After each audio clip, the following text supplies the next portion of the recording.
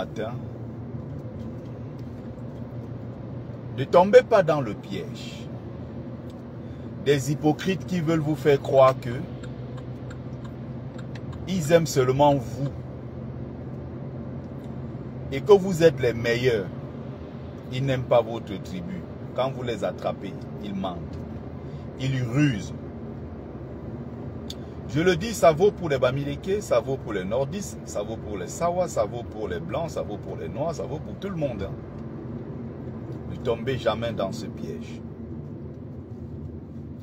À mes frères Bamileke naïfs, au Grassfield, à mes frères, n'oubliez pas. Vous voulez vous marier. Si vous avez ciblé une femme, commencez par la fille elle-même. Aujourd'hui, tout le monde a un compte Facebook, TikTok, WhatsApp et tout ce que vous voulez. Allez vérifier dans le passé de cette femme. Qu'est-ce qu'elle disait quand on attaque les Bamileke? Qu'est-ce qu'elle dit quand on attaque les Bamileke? Qu'est-ce qu'elle dit quand on attaque telle ou telle autre tribu? Je parle du point de vue d'un Bamileke qui veut épouser une femme d'ailleurs. Tu ne peux pas aller te mettre en couple avec une fille. Jusqu'à tu pars l'épouser, tu fais la dot. Tu l'épouses, tu fais d'elle ta femme. Alors qu'il y a seulement quelques mois, il suffisait de prêter attention. Parce que demain tu seras surpris. Demain tu vas pleurer. Demain tu vas te plaindre. Mais non, si tu avais juste prêté attention, ça aurait suffi pour commencer à t'éloigner de la merde en fait et de la racaille que tu ramènes dans ta vie. Il aurait suffi juste d'aller vérifier sur son compte Facebook ses commentaires, tu lis, tu prends le temps de lire. Tu vas sur TikTok, tu vois ce qu'elle fait, tu lis. Tu vas un peu ailleurs, tu vérifies pour te rendre compte que la fille que tu veux épouser, elle était assise sur TikTok, sur Facebook, elle insultait les Bamileke tous les jours, matin, midi et soir. Et une fois que tu découvres le commentaire, tu dis que mais qu'est-ce que je viens de lire là? Qu'est-ce que tu dis comme ça sur les Bamileke? Elle va toujours te sortir une histoire de oh vraiment, tu sais que parmi tes frères, tu es vraiment différent. Tu es un Bamileke pas comme les autres. Tu es vraiment très éveillé. Tu es un Bamileke bien éduqué. Tu n'es pas villageois comme tes frères. Tu es civilisé. Tu n'es pas sauvage. Tu n'es pas brutal. Tu n'es pas sauvage comme tes frères. En fait, ceux qui tiennent ce genre de propos sont des tribalistes les plus dangereux. Il ne faut jamais tomber dans ce genre de piège.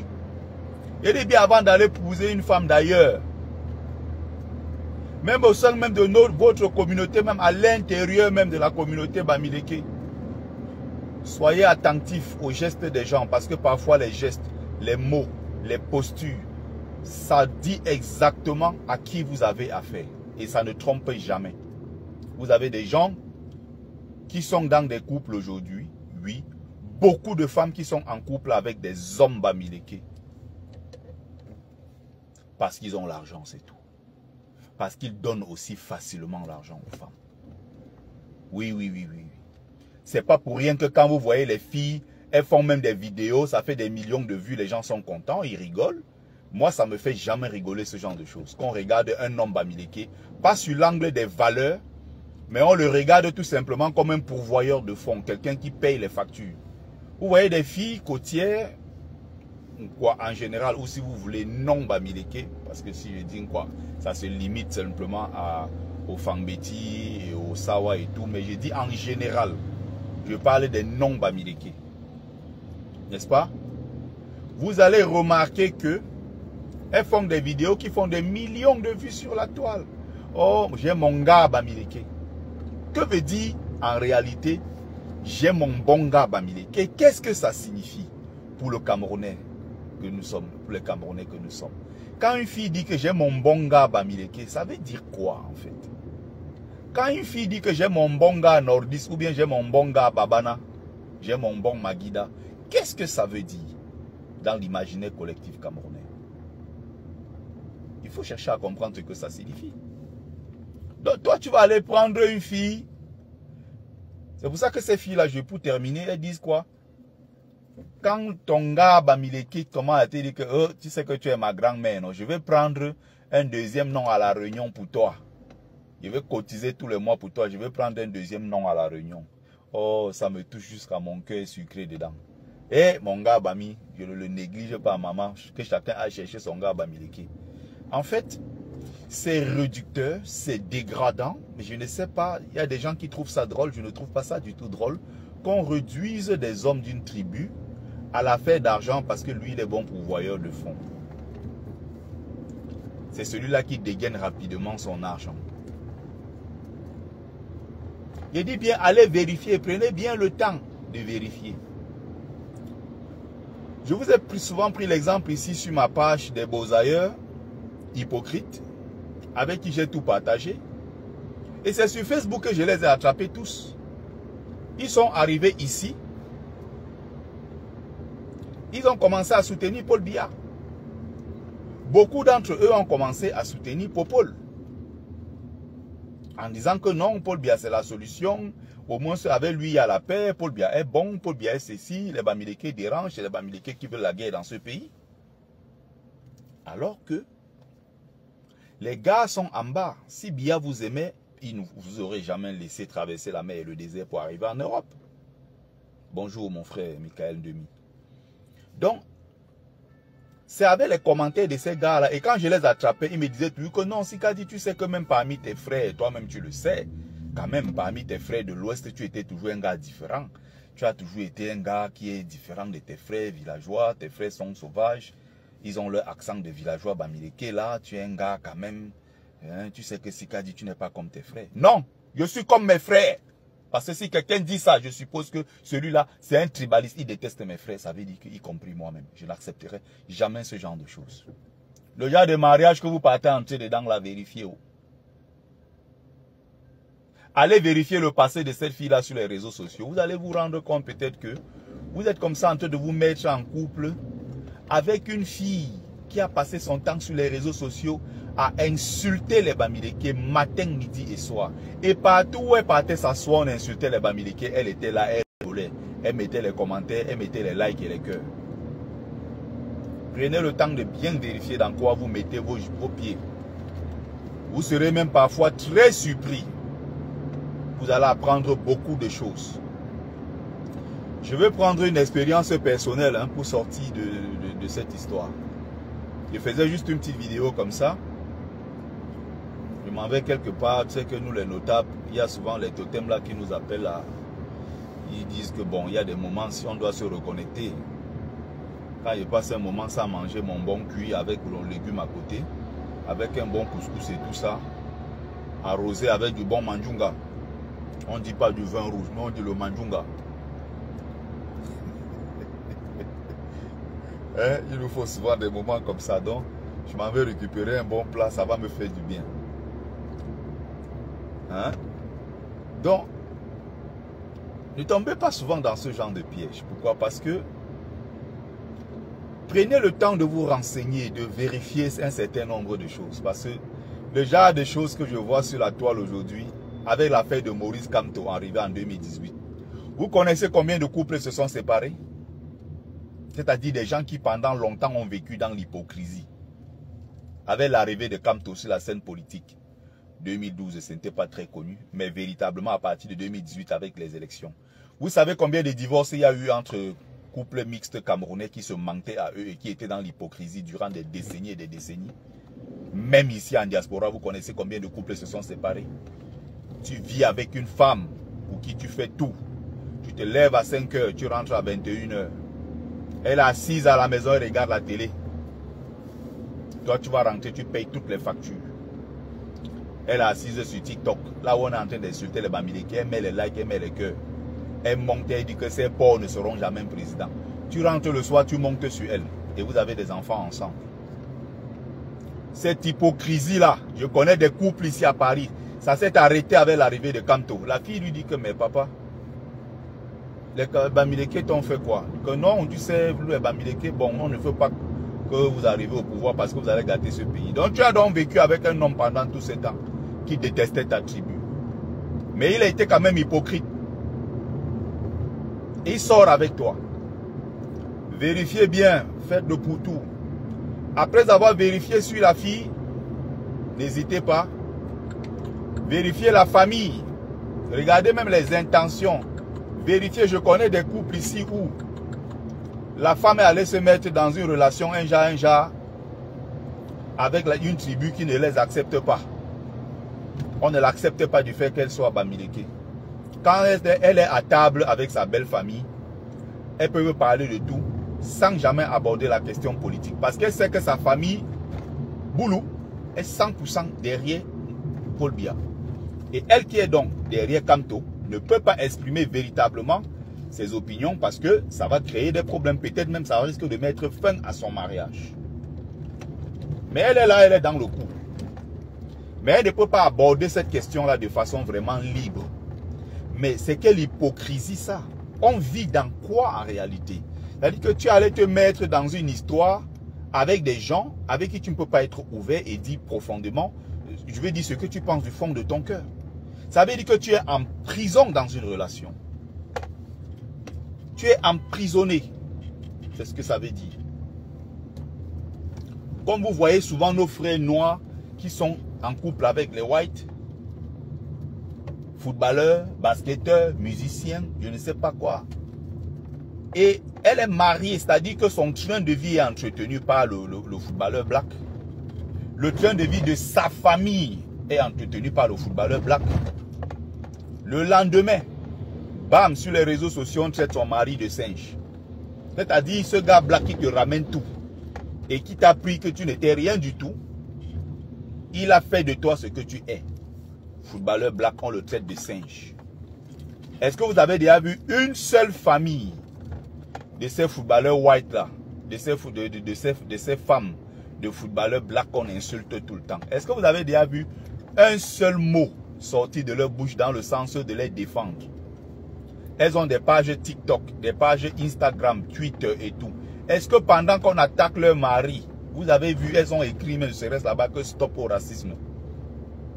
Elles n'ont jamais fait ça. Elles sont là pour leurs intérêts.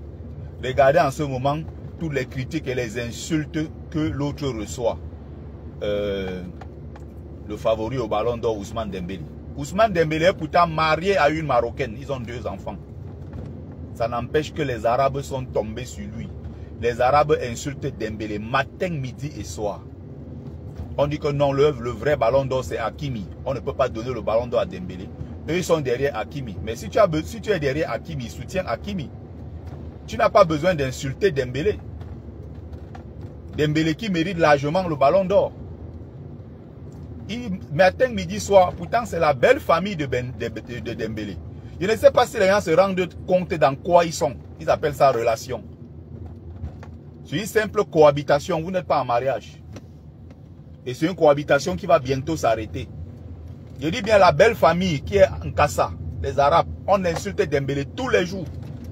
Et ils mettent en avant qui? Hakimi. Hakimi, ballon d'or, Hakimi, ballon d'or, tous les jours.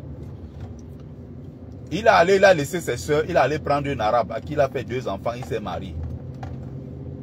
Des gens complètement déconnectés de la réalité. Dembélé subit ces derniers temps-ci. Vous allez dire qu'ils sont donc dans quel genre de mariage? Vous voyez que je sors même du tribalisme, je parle même du racisme. Vous allez vous rendre compte que c'est le même mode de fonctionnement. Les gens sont avec vous parce que vous apportez beaucoup d'argent à la maison. En dehors de ça, ils n'ont rien à foutre de vous. C'est comme ça que ça fonctionne. Même dans les couples mixtes au Cameroun, où il y a beaucoup d'hypocrisie, le Bamileke te fait tout, mais tu sors là, dès qu'on parle de Bamileke, tu prends la chaise, tu t'assois, tu te moques d'eux. Tu les insultes bien même.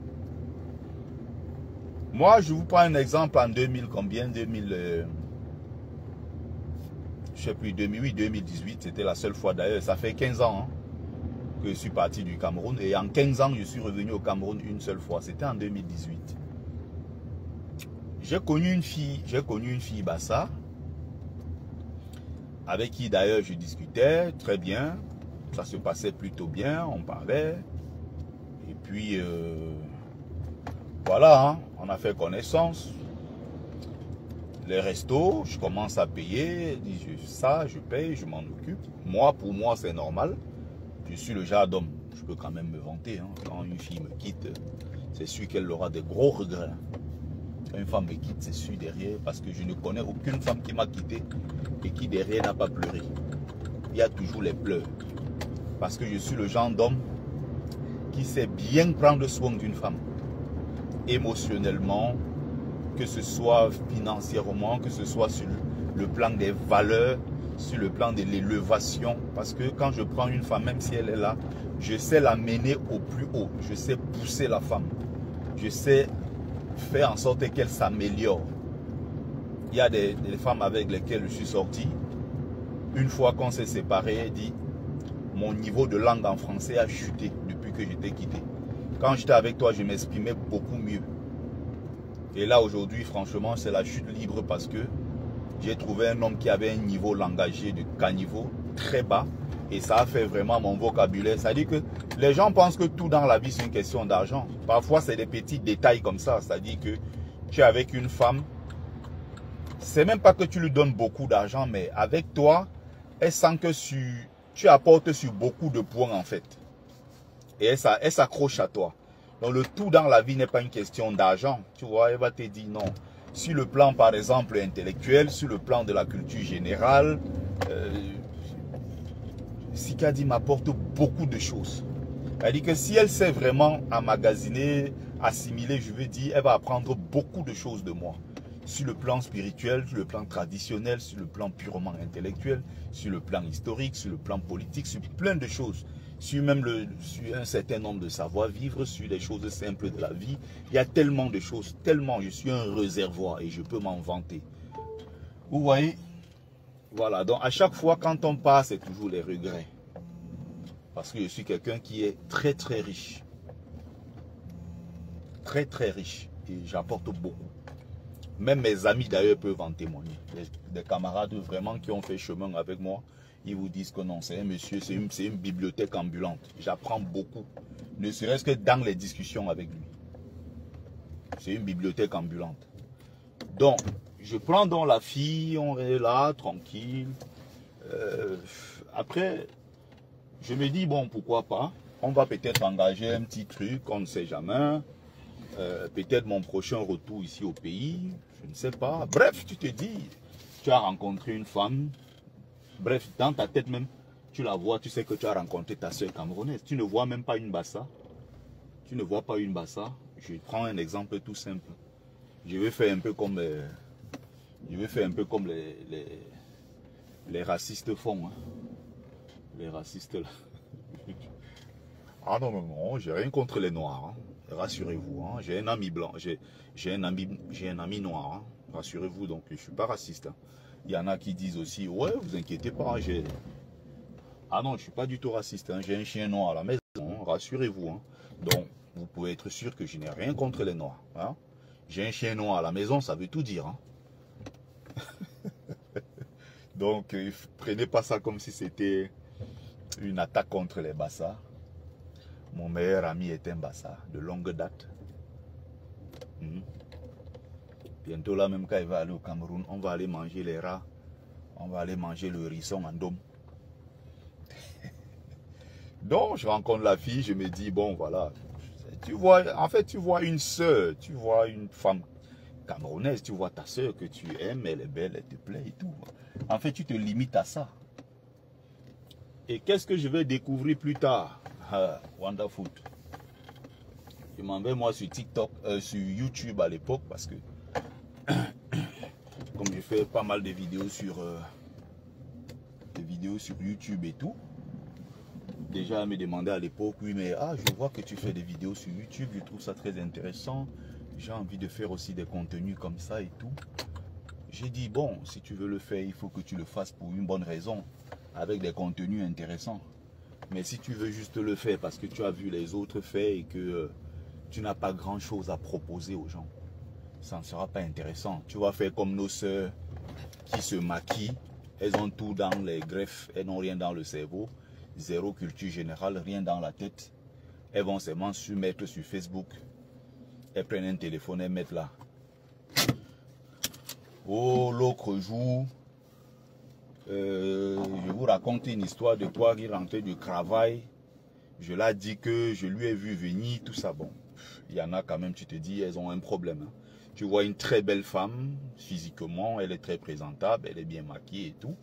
Il y a un décalage. Quand elle commence à parler, il y a un gros décalage entre son niveau de langue et la beauté et le reflet, ce qu'elle représente sur le plan. Ce qu'elle représente sur le plan physique, en fait. Vous voyez? Vous voyez qu'il y a un très grand décalage, en fait. Elle est très belle physiquement, mais elle a misé tout sur son physique. Mais sur le plan intellectuel, le plan de la culture générale, on muscle son cerveau aussi. Il ne faut pas penser que on s'enrichit aussi spirituellement. Donc, je me rends compte qu'elle est partout sur les réseaux sociaux. Je suis allé faire des captures d'écran où, à un moment, j'ai senti comment, avec l'arrivée de Camto à partir de 2018, mais mon Dieu, c'était terrible. Elle a versé de ses messages sur les Bamileke. Pourtant, bon, je ne cite pas son nom, hein, je vais taire le nom et tout. C'est pas important. Mais j'ai dit, mais c'était comme pas possible. J'ai regardé ça, j'ai dit, waouh. J'ai commencé donc à faire des captures d'écran, J'ai envoyé inbox et dit, mais attends. Tu sais que sur Bamileke, non, 100%, elle dit oui. Je te donne l'argent, tu prends. On va au restaurant, on mange ensemble. On parle de tout et de rien et tout ça.